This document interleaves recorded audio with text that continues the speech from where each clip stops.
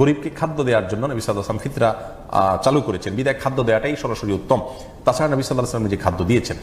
আবার অনেক ওলামা ইকরাম, আমাদের দেশের মূলধারা ওলামা ইকরাম যেমন আছেন, হানাফি মাযহাবের ওলামা ইকরাম এবং অন্যান্য মাযহাবেরও অনেক ওলামা ইকরামের মতে নগদ টাকা দিলে সেটিতেও ফিতরা আদায় হবে, বরং সেটিকে উত্তম বলেছেন। এই জন্য যে গরিব অভাবী মানুষ তার প্রয়োজনীয় খাবারটা তিনি কালেক্ট করবেন, হয়তো আমি চাউল দিচ্ছি, তার বাসায় চিনির প্রয়োজন বা অন্য কোনোটার প্রয়োজন, তখন তিনি তার প্রয়োজনটা সুবিধা অনুযায়ী কিনতে পারবেন। সেই জায়গা থেকে খাদ্যের যে মূল্য সেটা দিলেও পরিশোধ হবে।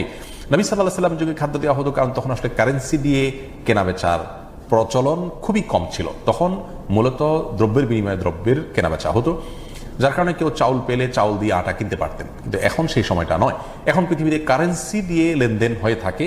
সেই জায়গা থেকে গরিবের জন্য অধিকতর উপযোগী নগদ টাকা দেওয়া। এই দ্বিতীয় মতের সপক্ষের ওলামা ইকরামের বক্তব্য অনুযায়ী নগদ টাকা দিলেও ফিতরা আদায় হয়ে যাবে। আমরা যেটি বলবো তা হলো, যদি আপনি সরাসরি কোনো গরিবের কোন খাদ্যটা প্রয়োজন জেনে